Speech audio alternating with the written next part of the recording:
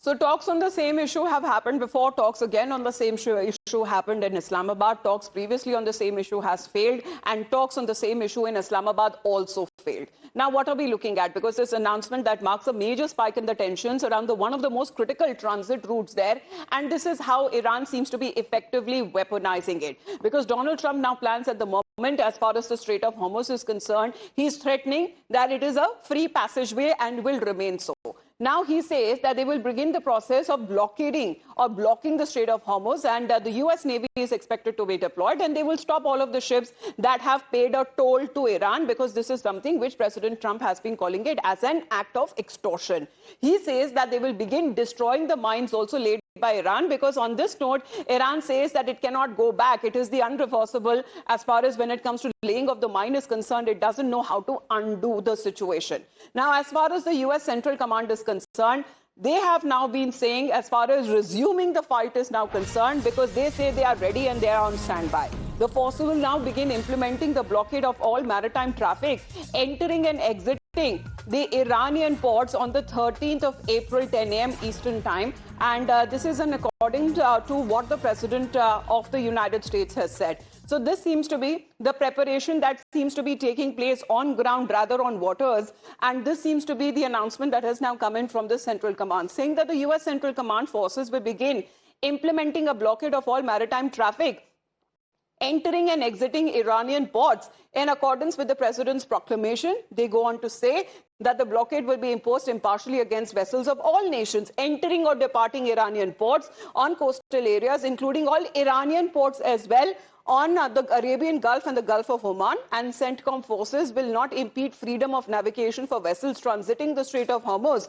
to and from non-Iranian ports. It further says that additional permission will be provided to the commercial mariners on the formal notice prior to the start of the blockade, and all of them are advised to monitor the notice of mariners broadcast and contact the US naval forces as well. But that seems to be the announcement that is now coming in from the Central Command of the US. Let's connect with Mayank on this. Mayank, as I was saying, talks on the same issues that have happened before, they have failed. And again, when it comes to the Islamabad peace talks, yes, there were anticipation that at least the ceasefire and a lasting ceasefire will last.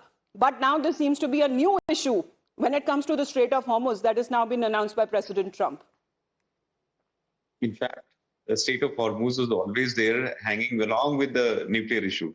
And Iran has been now, I mean, if you watch out that, not only J.D. Vance has also clarified and has put up this forward, that nuclear is an aspect on which they also wanted an agreement.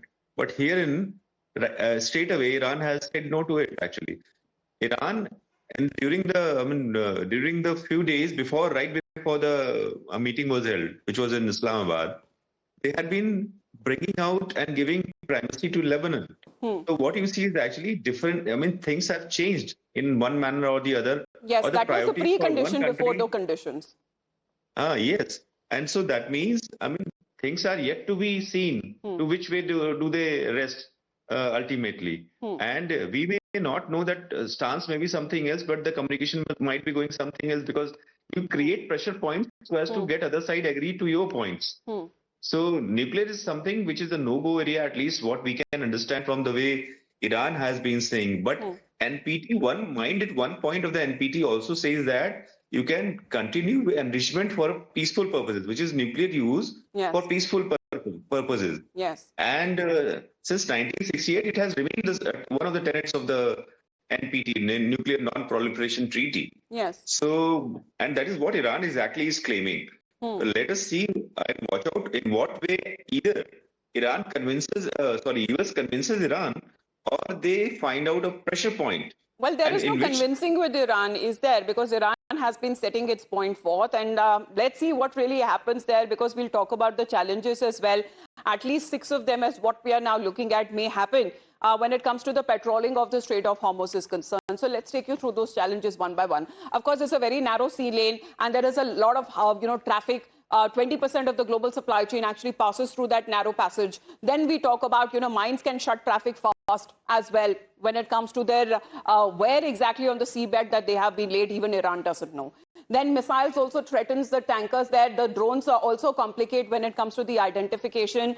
And as far as there is constant cover for a safe passage, that continues to remain a challenge, because this would be a challenge when it comes to high cost, long distance, and of course when it comes to additional resources that need to be deployed, and also swarm boats that harass and hit and shadow, because this is something that not yet an alternative which will actually benefit in the same way like the Strait of Hormuz has now been, not been found till by, when it comes to the countries who have been affected by this 40-day war. Now,